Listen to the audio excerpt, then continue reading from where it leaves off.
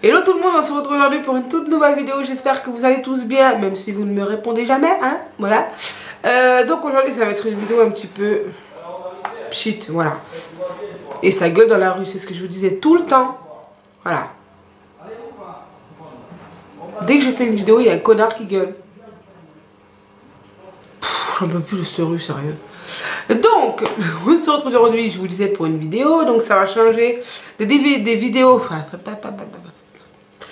Ça va changer des vidéos d'habitude, puisqu'aujourd'hui on va parler de mon opération, puisque je vous en parle souvent dans les vidéos. Je devais vous faire une vidéo pour vous parler de tout ça, mais voilà, j'ai préféré attendre, etc. pour vous expliquer tout ça. Donc, pour ceux qui me suivent que depuis quelques temps et pas depuis longtemps, vous n'avez pas dû remarquer grand chose, bien que ça ne se voie pas vraiment. Enfin vraiment, si moi je le vois, mais après voilà, vu que vous me voyez pas, en fait je me comprends ce que je me dis, voilà. Donc je me suis fait opérer d'une sleeve le 3 juin 2016. Alors en fait une sleeve, en fait vous avez l'estomac voilà, en forme de haricot et on vous coupe la moitié de l'estomac pour que vous puissiez moins manger, pour que vous puissiez maigrir, voilà tout simplement. Ça vous paraît voilà, peut-être énorme, voilà. Mais voilà, c'est une très bonne solution. Puisque, alors on va parler de poids, alors là ne me mettez pas en commentaire, c'est énorme comment t'as fait, machin, et bidule, et chouette, puisque je vais pas avoir de tabou, je vais vous dire les choses comme elles sont. Donc ça sert à rien parce que j'effacerai ce genre de commentaires, puisque c'est pas constructif en fait dans les échanges, voilà pourquoi je supprimerai. Mais Pchit, c'est mon co-animateur, hein. Maintenant vous avez l'habitude, il est toujours dans mes vidéos, les Pchit. Voilà. Donc, on va commencer depuis le départ. Donc, il y a 4 ans, je devais faire une sleeve. J'avais fait tous mes rendez-vous, enfin tout était fait. Et donc, j'avais atteint, on va dire, un poids de 129 kilos. Il y a 4 ans, je précise. Donc je fais tous mes examens, je vais pour rentrer à l'hôpital et en fait à chaque fois que je rentre à l'hôpital, 3 fois de suite, ils m'ont refusé parce que ils me disaient que j'étais malade, que la deuxième fois j'avais une otite, donc ça je le savais. La troisième fois pareil, il me dit vous avez une rhino, je vais chez mon médecin, le médecin me dit oui vous avez bien une rhino, donc il a été logique de vous refuser. Donc ça a traîné comme ça et la 4e fois où ils m'ont pris en fait, où c'était bon, c'est moi qui ai refusé. En fait je suis quelqu'un qui aime bien tout savoir exactement ce qui va se passer, voilà. Donc il m'explique en fait ce qui va se passer et au moment d'entrer à l'hôpital où l'anesthésiste vient voir si je vais bien, si ils peuvent m'opérer et tout, il me sort vous allez passer 3 jours en soins intensifs. Là mon cerveau il a vrillé, mais vrillé hein. Sur le coup j'ai pas réfléchi et après quand je me suis retrouvée seule dans la chambre j'ai réfléchi. Et vous allez me dire c'est complètement, la réaction est complètement conne puisqu'aujourd'hui, à l'heure d'aujourd'hui je vous parle, je me dis c'est complètement débile la réaction que tu as eue. Et en fait j'ai eu peur et j'ai refusé l'opération. Voilà, j'ai appelé mon mari 2 heures plus tard pour qu'il vienne me chercher parce que je lui ai dit je ne veux pas me faire opérer, je veux pas, voilà. Donc, et en fait je me suis bloquée, je voulais plus entendre parler d'opération. J'ai fait des régimes où j'ai perdu 7 kilos et j'ai repris le double, enfin c'était un gros bordel. Jusqu'au jour où je me suis dit là tu ne peux plus, je suis quelqu'un qui aime bouger, qui aime promener, je ne pouvais plus rester debout, j'avais mal au dos. Je ne pouvais plus courir, marcher, fallait que je m'arrête tous les 100 mètres et je n'exagère pas du tout parce que j'avais mal au dos, je ne pouvais plus rien faire. Même rester debout c'était un enfer et sans arrêt je me plaignais d'avoir mal au dos, enfin c'était quelque chose. Donc j'ai décidé de refaire en fait tout ce que j'avais fait puisque au bout de 4 ans c'était foutu. Et par contre la première fois je vais me faire opérer à Montpellier, j'essaie de me faire opérer à 7, donc c'est plus près de chez ma mère, de chez moi, enfin voilà. Le médecin qui m'a opéré en fait m'avait déjà mis l'anneau 10 ans auparavant, avec lequel j'avais perdu 15 kilos, mais après voilà j'ai eu un défaut d'anneau donc je l'ai fait enlever. Donc je connaissais ce chirurgien, j'avais confiance en lui et j'ai été le voir et il m'a dit oui là un régime pour vous de toute manière ça ne vous fera pas perdre le poids que vous avez à perdre. Vous allez en perdre un petit peu, mais au bout d'un moment, vous allez stagner, comme dans tous les régimes, et vous allez reprendre. Il a été honnête. Il m'a dit, moi, je vous opère, refaites tous les examens, parce qu'il y a trop longtemps que je les avais fait. Et il m'a dit, moi, je vous fais faire tout ça. Voilà. Donc, pour ceux que ça intéresse, de aller voir un psychologue, un endocrinologue ou une diététicienne, ça dépend. Donc, votre chirurgien, vous devez faire la radio de l'estomac, enfin, tout un truc pour être sûr que le jour de l'opération, voilà, c'est pas pour vous embêter, parce que c'est vrai que c'est chiant à faire.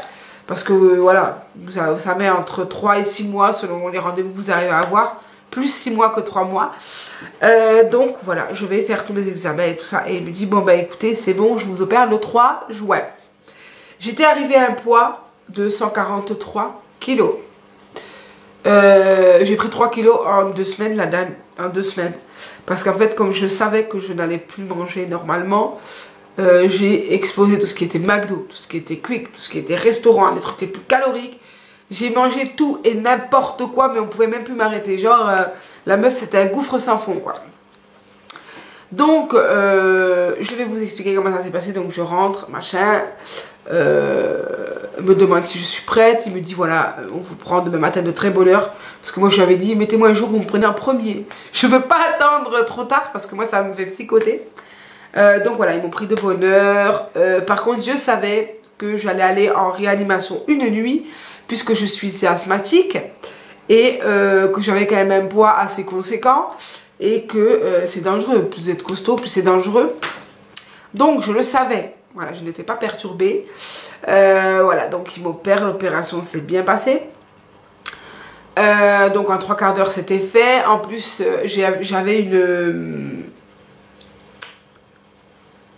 j'avais une éventration, ce que je ne savais pas du tout. Enfin, j'avais une boule sur le ventre, mais je ne pensais pas que c'était ça. Je pensais que c'était une hernie ou un truc. Enfin, le truc qui ne m'a pas inquiété parce que ça faisait au moins 2 ans que je l'avais. Il m'a dit, vous êtes complètement inconsciente. Il m'a dit, parce que ça aurait pu exploser. Enfin, voilà. Ça aurait pu être très très dangereux, voire mortel. Donc, il a réussi en 3 quarts d'heure à me faire ma sleeve et à me réparer mon éventration. Ensuite, alors... niveau douleur, je vais être honnête avec vous, le premier jour nous avons de la morphine. Alors moi je ne prenais pas de la morphine pour les douleurs, je prenais de la morphine pour dormir. Parce que je me disais plus je vais dormir, plus le temps va passer vite et plus je vais retourner dans ma chambre très vite. Voilà. Mais de toute façon vous êtes insuqués donc voilà. Voilà. Je n'ai eu honnêtement aucune douleur à l'estomac. Aucune douleur niveau cicatrice, ça tire, mais je n'appellerais pas ça des douleurs. Vous savez, voilà, quand vous toussez, ça tire un petit peu si vous êtes déjà fait opérer, mais voilà, moi, après, je suis pas doudouille, donc je suis pas douillette. Je parlais mieux parce que doudouille, c'est mon entourage qui comprend ça. Je ne suis pas douillette, mais je n'ai eu aucune douleur. Quand j'avais demandé aux filles que je connaissais, elles m'ont dit je n'ai eu aucune douleur. Je me suis dit, attends, le mec, il enlève la moitié d'estomac. Comment ça se fait que t'as pas de douleur, ma fille? Et finalement, non, nous n'avons pas de douleur du tout. Enfin, moi, je n'ai pas eu de douleur du tout. Ah non, fais pas nu maintenant! Alors, si ça part et que ça revient le soleil, c'est parce qu'il pleut. Donc, le soleil joue à cache-cache et puis voilà. Ma tête aussi. Donc, je disais, mais comme il fait nuit. Donc, je vous disais, j'ai pas eu de douleur du tout. Donc, vous avez une sonde. Ça pipi. Shit. Vous avez la perfusion et vous avez la pompe à morphine. Oui. Donc, parce que moi je croyais me lever tout de suite parce que je suis quelqu'un qui reste pas couché. Et en fait, non, je me suis fait avoir parce qu'il me dit non, on vous ramènera de Réa et là vous verrez si vous pouvez vous lever, etc. Et moi je lui dis, il faut que je me lève. Et elle me dit, oui, mais vous avez aucune raison de vous lever. Parce que moi je voulais prendre l'excuse d'aller aux toilettes, etc. Mais tu peux pas, tu es à la sonde. Voilà. Donc je me suis dit, il faut quand même que je me lève parce que je ne peux pas rester coucher dans un lit comme ça. En plus, j'avais mal au dos à cause de la table d'opération. Attention, pas à cause de l'opération elle-même, parce que leurs tables sont quand même assez dures et que, enfin, voilà, c'est pas très agréable. Donc, la première nuit, arrivée dans ma chambre, bon, on va dire, j'ai pas très bien dormi, puisque je suis quelqu'un qui prend des cachets pour dormir. Donc, voilà, parce que j'avais des insomnies en plus juste à ce moment-là. Donc voilà, enfin bon, c'est pas grave. Je ne me suis plus servi de la pompe à morphine arrivée dans ma chambre. Donc ils m'ont enlevé le 3e jour. Ils m'ont enlevé la sonde. Si vous voyez des taches dans mon cou, je sais pas si on les voit encore. Là. C'est qu'en fait, quand je me suis fait opérer, ils n'ont pas trouvé en fait mes veines. Et puis comme c'est un peu des gogos, ils veulent pas toucher où il y a des tatouages et manque de peau. J'en ai un peu partout. Ils m'ont piqué dans le cou.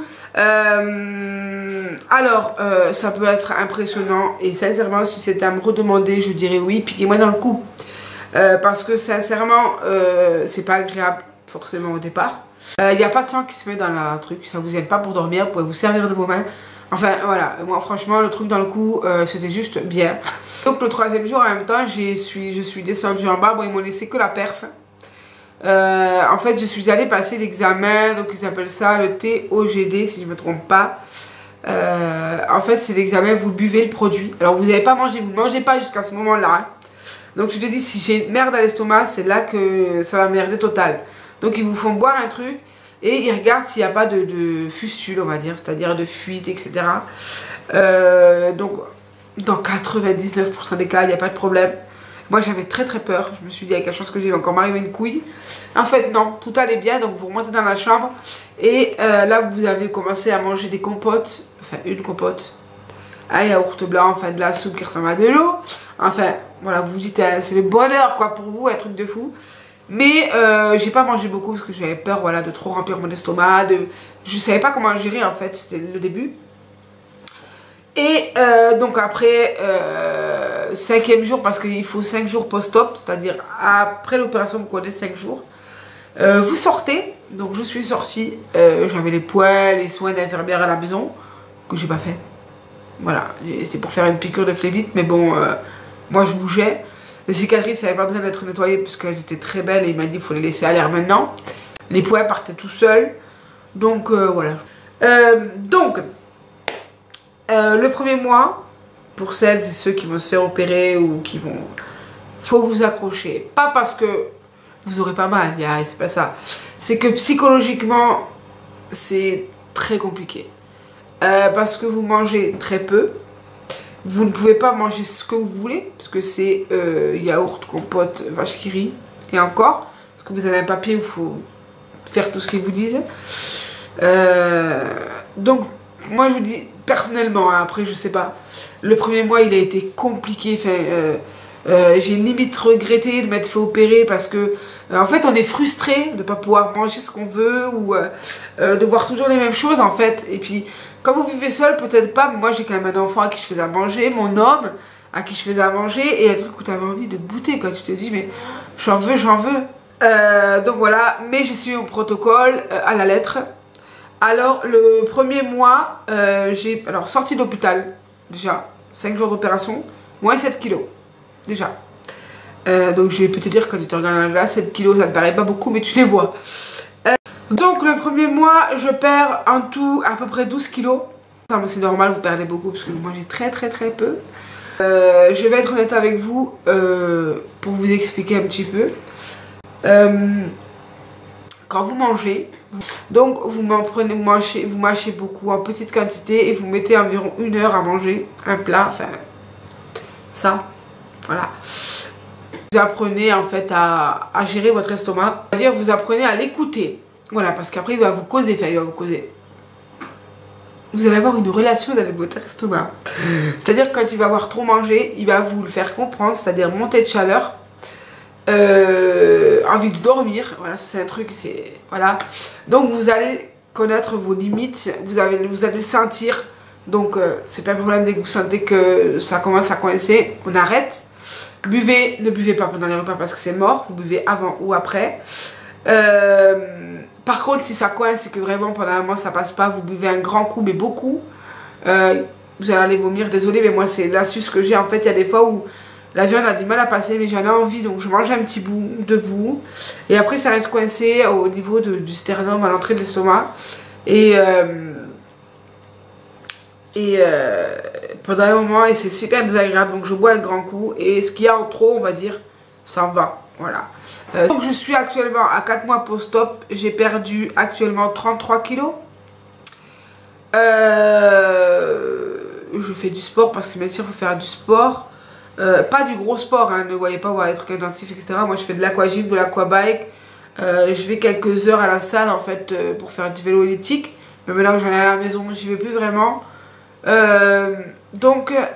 Voilà, c'est vraiment des sports simples mais qui vont vous aider beaucoup. L'alimentation, je mange tout ce que je veux en très petite quantité, pchit, il est encore là lui. En gros, avant j'arrivais à manger 4 croque-monsieur, j'arrivais à manger la moitié d'un aujourd'hui. Voilà. Après dans la journée vous mangez 4 à 5 fois. Moi je mange le matin quand je me lève, après j'ai des fringales sur les coups de 10 h. Je vais manger à midi, à 4 h, à 7 h. Et ça m'arrive des fois en fait d'aller au lit pour être sûr de bien dormir, de manger un petit truc. Je bois tous les jus de fruits sauf ce qui est gazeux, je n'en bois plus, je n'en veux plus. De toute façon, vous ne pouvez pas parce que l'estomac, voilà, il n'y a rien de plus dangereux pour l'estomac, le gazeux. Alors, on ne l'explique pas, parce que moi j'en ai discuté avec mon médecin. Il y a des choses qu'on aimait avant qu'on ne supporte plus. Moi, tout ce qui est sucré, super sucré, chocolat, je ne peux plus. Enfin, je n'arrive plus. Je n'aimais pas trop les bonbons avant et pourtant maintenant j'adore les bonbons parce que je mets le nez dedans jusqu'à ce que mon estomac me dise stop, j'en peux plus, je vais mettre mon nez dedans et je vais en manger. Enfin, plein de choses comme ça qui changent. Je n'étais pas salade, j'adore manger des salades. Enfin, voilà. Et mon docteur me l'a dit, on n'explique pas pourquoi quand on se fait opérer comme ça, beaucoup de choses changent. À l'heure actuelle, je peux courir, je peux sauter, je peux marcher sans aucun problème. Donc je suis partie d'une taille 60, je suis aujourd'hui à une taille 52. Et donc voilà, sincèrement, j'ai attendu 4 ans pour refaire cette opération, pour faire cette opération. Et je regrette d'avoir attendu en fait si longtemps. Parce que sincèrement, c'est un renouveau, ça m'a changé la vie. Par contre, une chose, ne le faites pas pour les autres, faites-le pour vous. Parce que moi, pendant 4 ans, on m'a dit oui, tu devrais. Et j'ai dit non, tant que mon déclic dans mon cerveau ne me dira pas fais-toi opérer, je ne le ferai pas. J'ai attendu et le jour où moi-même je me suis regardée dans cette glace et je me suis dit là t'arrives à un stade où tu vas finir handicapée parce que j'étais en obésité morbide handicapante. Je me suis dit là il faut faire quelque chose, tu peux pas rester comme ça. Je suis aujourd'hui en obésité, voilà, plus en surpoids, je suis passée par l'obésité handicapante, enfin voilà, le gros truc. Après en super obésité, je suis aujourd'hui en obésité, après je passerai en surpoids, j'espère. Mon objectif, pardon, j'aimerais atteindre les 80 kilos. Encore 30 à perdre, mais voilà, c'est possible. Voilà, après, je sais qu'il y a des personnes que je connais qui sont descendues bien plus bas. Si je descends bien plus bas, tant mieux. Mais voilà, moi même 80 kilos ça me suffirait amplement. Même aujourd'hui, le corps que j'ai aujourd'hui me suffit amplement. Enfin, je me dis voilà, tu peux être beaucoup plus mince, faire beaucoup plus de choses, etc.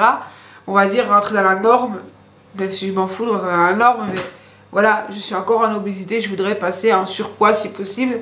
Voilà, donc si jamais vous hésitez à faire cette opération, que vous avez des questions, n'hésitez pas en commentaire, je vous répondrai le plus vite possible. Ou un message privé ou sur mon Instagram. De toute façon, tous les liens sont en bas. Mais j'ai qu'une chose à vous dire pour toutes les personnes qui hésitent. Foncez. Foncez parce que vous imaginez pas à quel point c'est une opération qui va changer votre vie. On a l'impression qu'en fait c'est quelque chose de très grave qui va se passer. C'est important. Mais si vous avez peur des douleurs, si vous avez peur des complications, il y a des gens qui ont des complications. Mais je me dis que c'est des gens qui n'ont pas dû écouter ce qu'on leur a dit. Tu as un papier à suivre, tu as un protocole à suivre. Si tu fais ce qu'on te dit, il n'y aura pas de problème. Donc vraiment, si vous hésitez, n'hésitez plus, foncez. Moi, je vous le dis franchement, j'ai hésité pendant 4 ans. Et aujourd'hui, je me dis, j'aurais jamais dû hésiter, j'aurais dû foncer. Mais c'est pas grave, vaut mieux tard que jamais. Je suis très très contente de mon parcours et de ce que je vais encore parcourir. Et...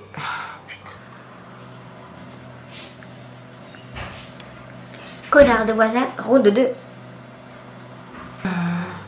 Donc voilà, j'espère que cette vidéo n'a pas été trop longue, mais je voulais vraiment vous expliquer tout ça.